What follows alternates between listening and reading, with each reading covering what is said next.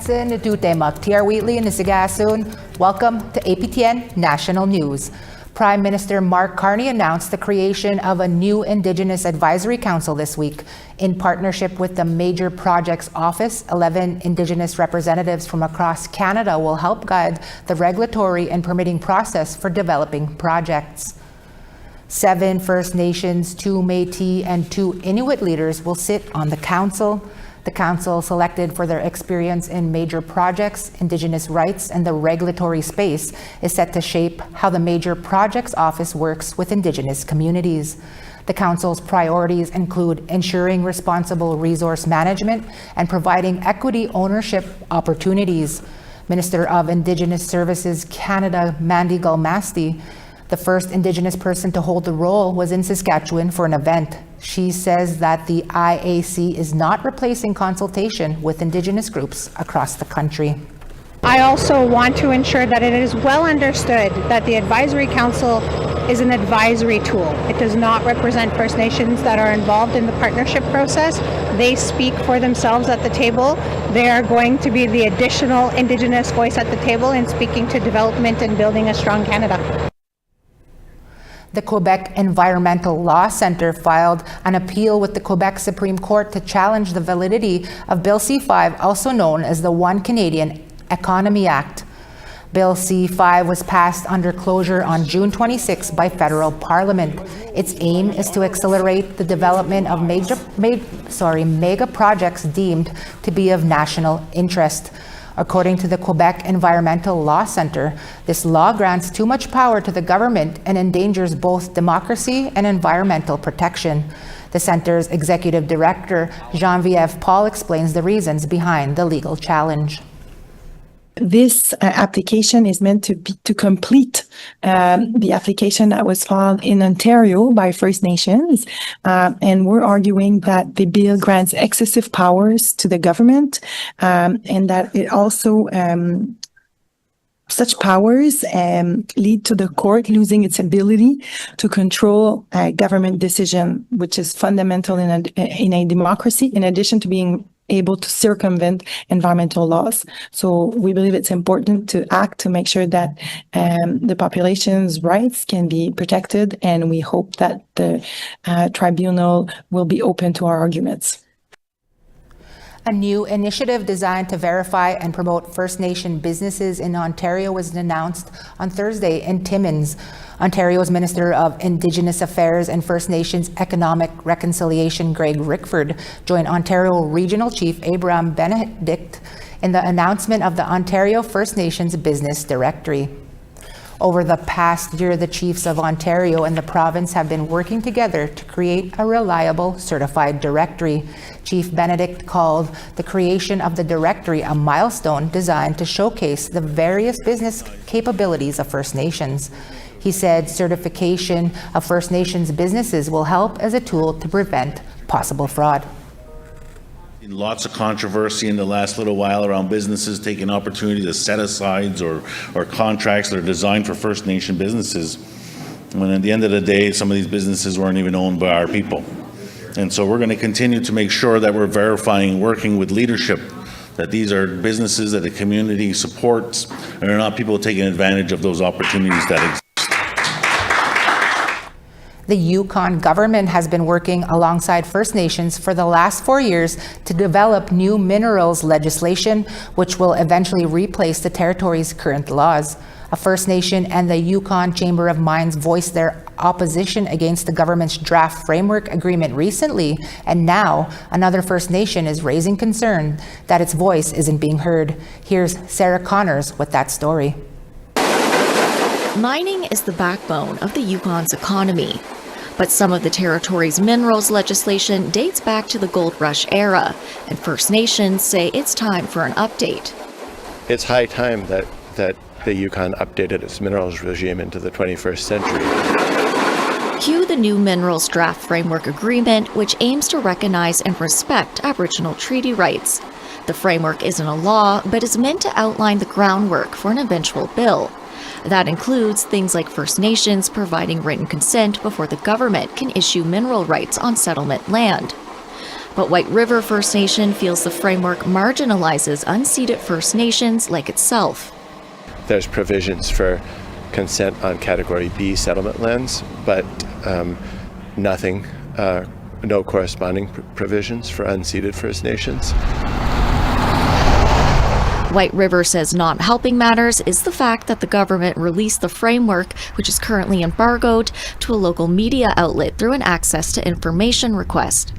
While the government says the release was an accident, White River says First Nations should have been consulted before considering the outlet's request. I think that was a major error, to say the least, on YG's part. Any new mining legislation is still a long ways off, and with a territorial election expected to be called in the coming weeks, it will be up to the next government to advance the work. White River believes stronger guarantees surrounding consent and decision-making powers need to be included. I think we can definitely move it more in that direction than what the current draft framework is contemplating.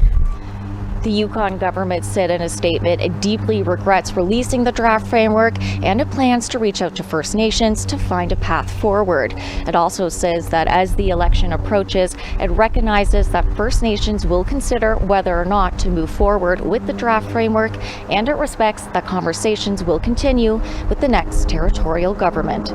Sarah Connors, APTN National News, Whitehorse.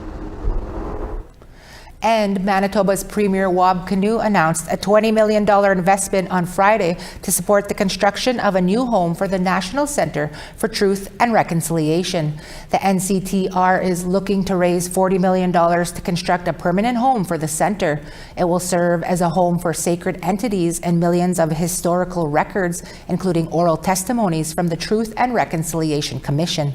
NCTR Executive Director Stephanie Scott says the centre will also act as an international learning lodge. A place where survivors and their families will always feel at home. A place where your children and grandchildren can come to learn. And where together we can build relationships between Indigenous peoples and non-Indigenous peoples that make us stronger not only as a province, but as a country. Building this lodge is not just the NCTR's responsibility. It is our responsibility, and we must act together to continue to educate this country and shut down hatred. This future home is going to be a great place for learning. It's going to be a great place for ceremonies, and I hope it's a great place for that thing that was deprived for the older generation in our communities, which is time with the family. And I really appreciate that Stephanie shared a bit about the challenge here around what happens on YouTube when people have too much time and denialism. And let's be clear, the only hoax that's going on is some people trying to get some clicks on some videos that they've uploaded to social media. The Manitoba RCMP released a statement on Friday from Corporal Brianne Bartmanovic, who was injured in a head-on collision in the early morning hours of September 4th that killed the suspect in a mass stabbing in the Hollow Water First Nation. Bartmanovic says the incident will stay with her forever and has been difficult for so many. The mass stabbing left the suspect's sister, Marina Samar, dead and 7 others injured. Tyrone Samar died in the highway crash with Bartmanovic, who was on her way to the scene in Hollow Water First Nation. In a statement, she thanked everyone who reached out to her and said she was sincerely grateful to her fellow RCMP officers and emergency medical personnel who helped her immediately after the crash. Bartmanovic also thanked the hospital staff and says she is doing well. She says, quote, "As an officer working in the Powerview Detachment, I have been proud to serve the community of Hollow Water First Nation for 7 years. My thoughts are with the victims of this tragedy and will all who are grieving the loss of such a young woman." Bartmanovic says she is hopeful that together we will all be able to heal in our own time. Now, time for a quick break. We tell you about a new device that a mobile health unit in Vancouver just received that could help save more lives when we come back. Cheskwa.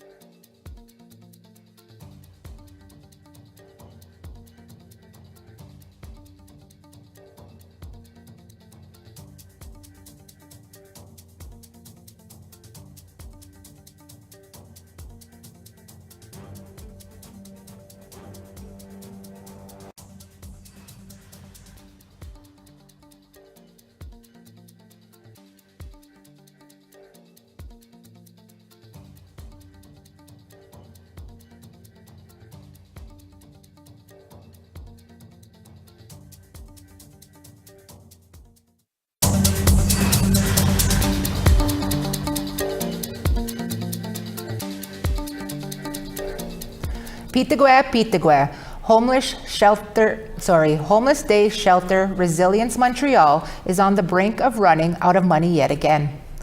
The executive director of Resilience Montreal, David Chapman, says they have yet to find core funding since its inception 6 years ago, after the shelter was previously rejected for funding by Programme du Soutien aux Organismes Communautaires, or PSOC, and my apologies, I can't pronounce that.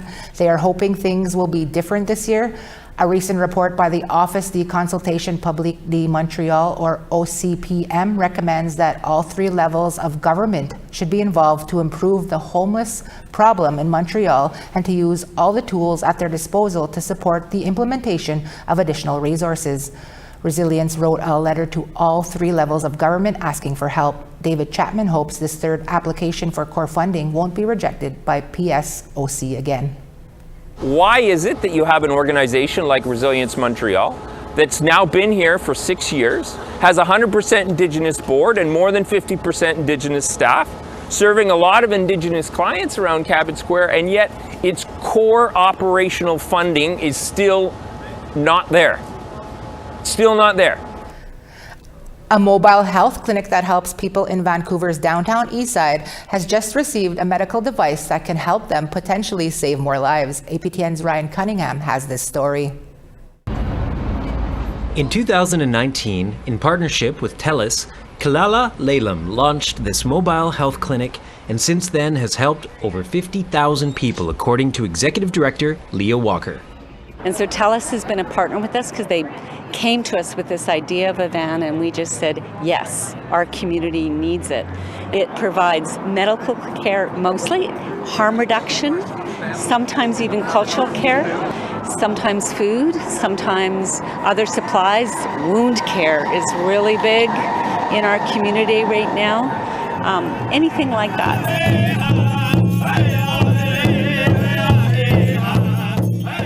And today, Kilala Laylam is having this celebration to announce another major step forward for their medical clinic on wheels.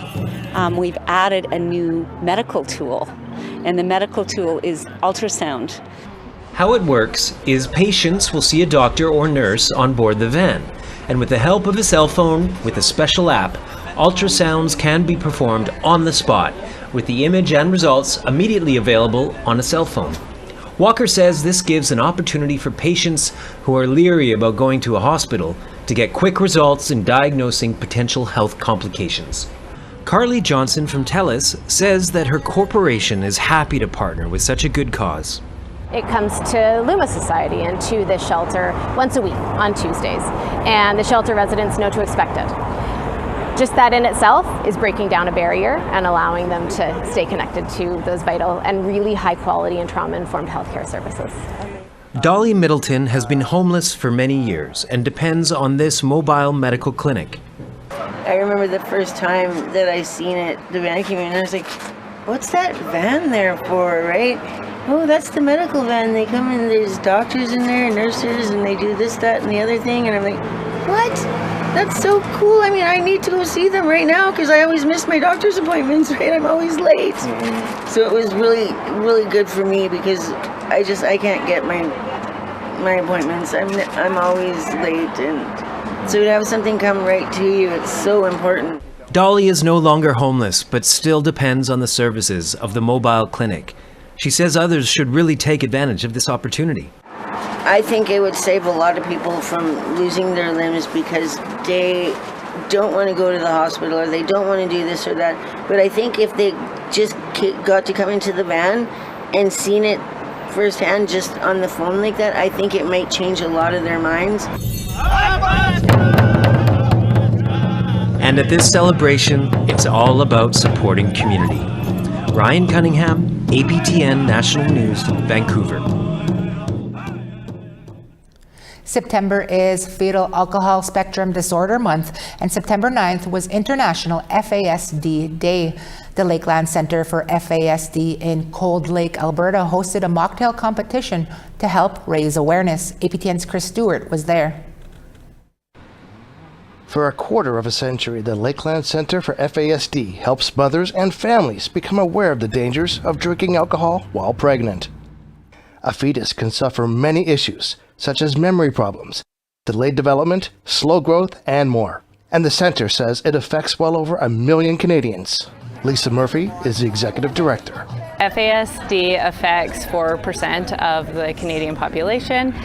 We here at the Lakeland Centre support FASD from prevention, diagnosis, and intervention services. We believe that with the right interventions, the right support, people with FASD can thrive. Murphy says there needs to be more understanding of FASD and understanding for the people it affects. So there is many reasons why a woman drinks during pregnancy, and I think it's really important for us to spread the awareness that we need to be supportive and non-judgmental. If a woman is supported throughout her pregnancy, then we can remove the stigma of what alcohol can do to the developing fetus. On International FASD Day, a free barbecue was held, and 9 businesses in the Lakeland area competed in the 13th annual mocktail competition. The winner gets bragging rights for mixing the best non-alcoholic drink. The 3 judges, Mayor Craig Copeland, MLA Scott Sear, and from the Canada FASD Research Network, Audrey McFarlane. And after sampling the 9 drinks, they awarded the New Dawn Métis Women's Society District 12 the winner.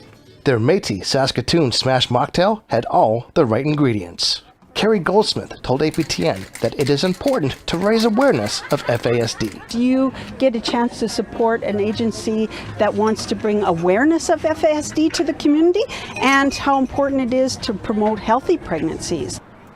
Lisa Murphy encourages everyone to learn more about FASD. There are FASD events going on throughout the Lakeland and across Alberta. If there's one in your community, I encourage you to attend, learn more about the services, learn more about the supports. Chris Stewart, APTN National News, Cold Lake, Alberta. In Saskatoon, a new store is putting Indigenous fashion in the spotlight. We tell you all about the hype when we come back. Cheskwa.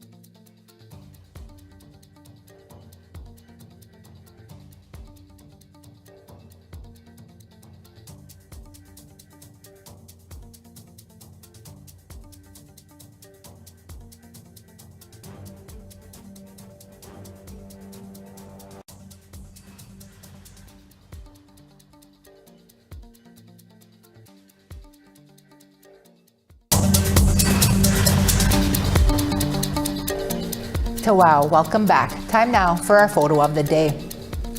Enjoying the day in Elliott Lake, Ontario brought with it a little visitor. Thanks to Donna Lee for sharing this adorable creature. Send your pictures this weekend to share at aptn.ca for the chance to be featured next as our next photo of the day. Now let's take a look at tomorrow's weather forecast. Starting on the East Coast, St. John's 13, Charlottetown 18, Nain 7, Nukjuak 11, Chibougamau 16, Val-d'Or 19, North Bay 21, London 21, Big Trout Lake 12, Sioux Lookout 21, Churchill 20, Puckatawagan 17, Barons River 21, Brandon 20, North Battleford 25, Regina 23, Uranium City 25, La Ronge 19, moving to the west, Fort Chipewyan 24, Peace River 28, Edmonton 28, Medicine Hat 29,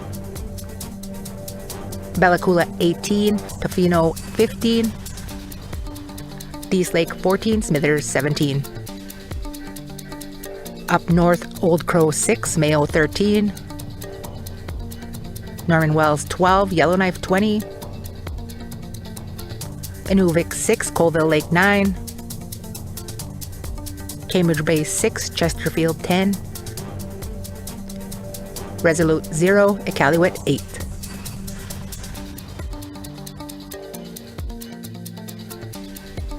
A family from Atakakub Cree Nation in Saskatchewan is sharing their story about inspiring entrepreneurs, empowering youth to learn financial literacy, and bringing Indigenous fashion to one of Saskatoon's busiest malls. Video journalist Rachel May was at the storefront. We just want to promote hard work amongst natives, and kind of show that it's anything is possible, I guess, with hard work. Husband and wife Sean Peekie-Coot and Cynthia Little Peekie-Coot started Nehiao Hustle in 2020, first operating out of their basement. Sean says the business is meant to inspire other Indigenous people to work hard and not let their past or stereotypes define them. We're trying to just promote hard work, and we're trying to change that stereotype, I guess, where natives are lazy and drunks and stuff, but we do come from a family like that, alcoholic family, and more recently I'm going to be 5 years sober now, so that's a big key to having this business and promoting a healthy lifestyle and promoting hard work amongst natives. Since starting their business, the couple has grown from operating out of their basement to a small storefront in downtown Saskatoon to a new space in one of the city's busiest malls. Their shirts are made in-store with custom orders available, and the shop also features clothing and other items from Indigenous artisans. The couple has also launched a special project for their son Noah. So we created Legacy Kids for our son here, Noah, and we want to just try to teach him about money, and nothing's free, and everything is possible through hard work, right?